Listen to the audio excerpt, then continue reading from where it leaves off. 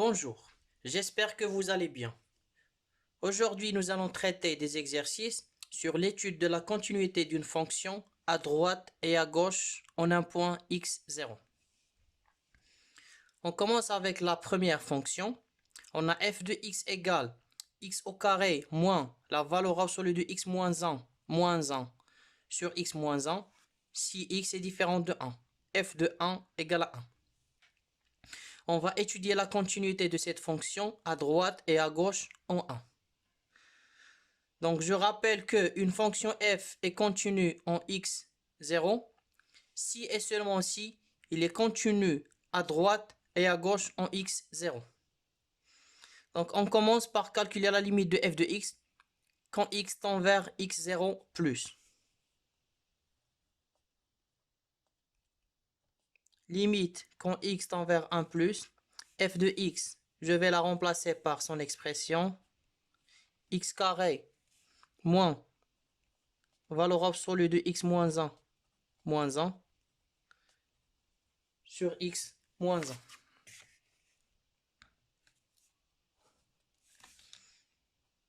Égal. On remplace x par 1.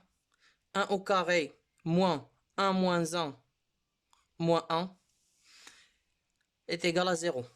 1 moins 1, c'est 0. Donc, on a la forme indéterminée 0 sur 0. Donc, il faut lever cette forme indéterminée. Mais d'abord, il y a la valeur absolue qui me pose problème. Donc, on va essayer d'écrire notre fonction sans le signe valeur absolue. Pour cela, il faut dresser le tableau de signes de cette expression qu'on a à l'intérieur de la valeur absolue. X moins 1. Donc, on fait le tableau de signes de x moins 1. Alors, x moins 1, il s'annule en 1. À droite, on met le signe de A. À gauche, le signe de moins 1. Donc, à droite de 1, x moins 1 est positif. À gauche de 1, x moins 1 est négatif. Limite, quand x tend vers 1 plus, x carré moins. Puisqu'on est à droite de 1, donc la valeur absolue de x moins 1 est égale à x moins 1 parce que c'est positif. Moins 1 divisé par x moins 1 égale la limite quand x tend vers 1 plus, je vais simplifier, x carré. On a le signe moins devant la parenthèse, donc on va changer les signes. Alors x, ça devient moins x. Moins 1, ça devient plus 1. Et plus 1 moins 1, c'est 0. Divisé par x moins 1 égale la limite quand x tend vers 1 plus. On va mettre x moins 1 en facteur. Donc x carré moins x est égal à x moins 1 fois x. Divisé par x moins 1. On simplifie par x moins 1. Limite quand x tend vers 1 plus de x est égal à 1. On calcule maintenant la limite à gauche en 1. La limite quand x tend vers 1 moins de x carré moins valeur absolue de x moins 1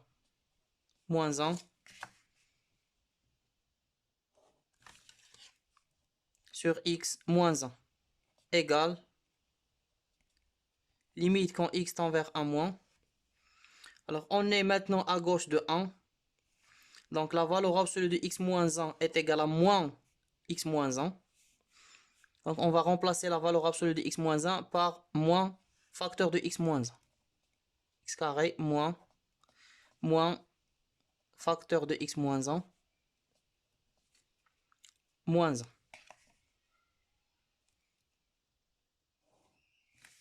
Divisé par x moins 1 égale la limite quand x tend vers 1 moins. Alors x carré moins moins ça fait plus. X carré plus x. Moins 1, ça fait moins 2. Divisé par x moins 1. Égale. Limite quand x tend vers 1 moins. Je vais encore mettre x moins 1 en facteur.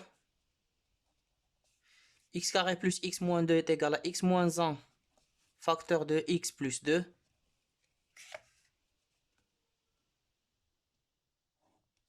Divisé par x moins 1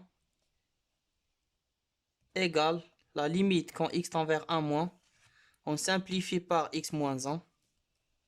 Donc il reste x plus 2. On remplace x par 1. 1 plus 2 est égal à 3. Alors la limite à droite de 1 est égale à 1. À gauche de 1 est égal à 3. Donc ils ne sont pas égaux. Or, la limite quand x tend vers 1 plus de f de x est différent de la limite quand x tend vers 1 moins de f de x, d'où f n'est pas continu en 1.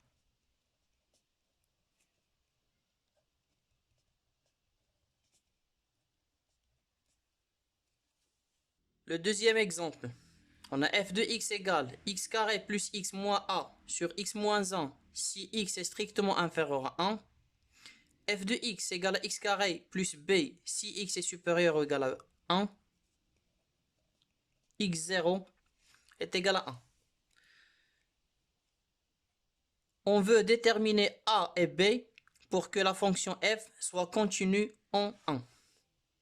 Donc on va calculer la limite de la fonction f à droite et à gauche de 1.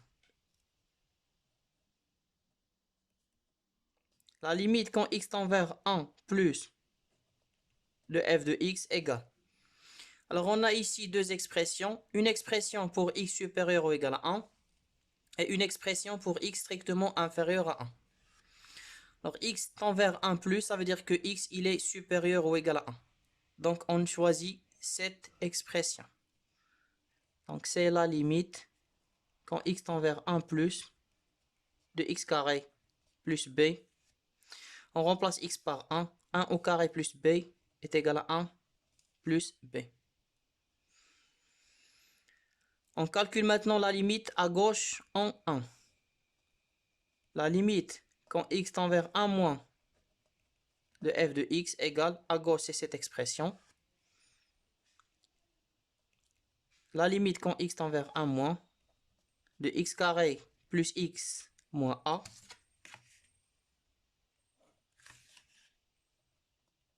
sur x moins 1. Donc en numérateur, on obtient 1 au carré plus 1, c'est 2, 2 moins a. Sur 1 moins 1, donc le numérateur, il tend vers 2 moins a. Le dénominateur, il tend vers 0. Donc si a est différent de 2, on obtient ici 2 moins a différent de 0. Et un nombre différent de 0 divisé par 0, ça va donner l'infini.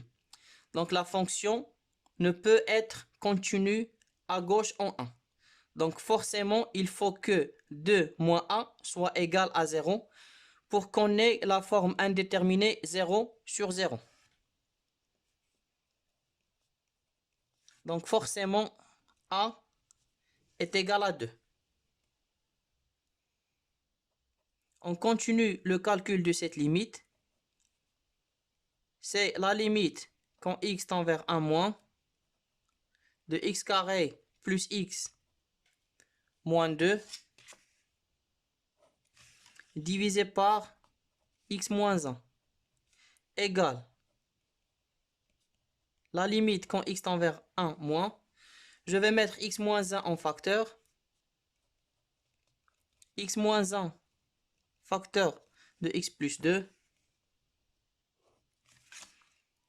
divisé par x moins 1. On simplifie par x moins 1. Donc c'est la limite quand x tend vers 1 moins de x plus 2. On remplace x par 1. 1 plus 2 est égal à 3. Donc, puisque la fonction est continue, donc forcément, la limite à droite est égale à la limite à gauche. Comme f est continue en 1, alors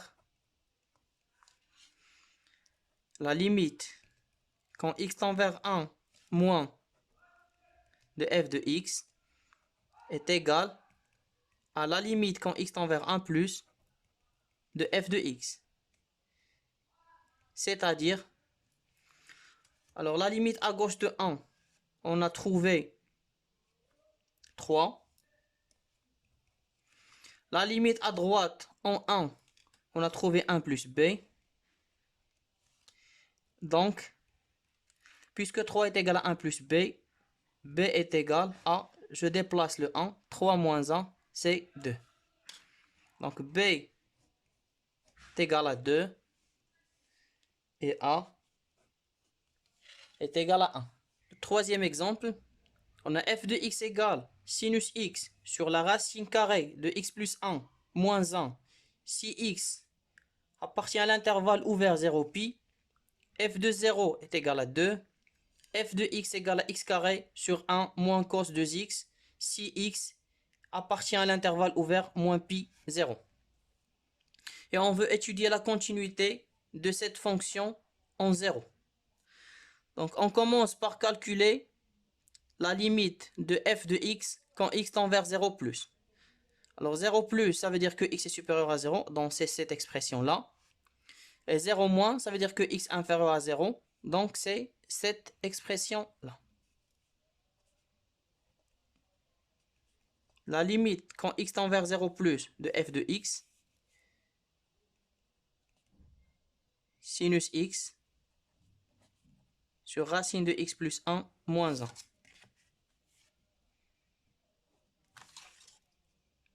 Égale limite quand x tend vers 0 plus sinus x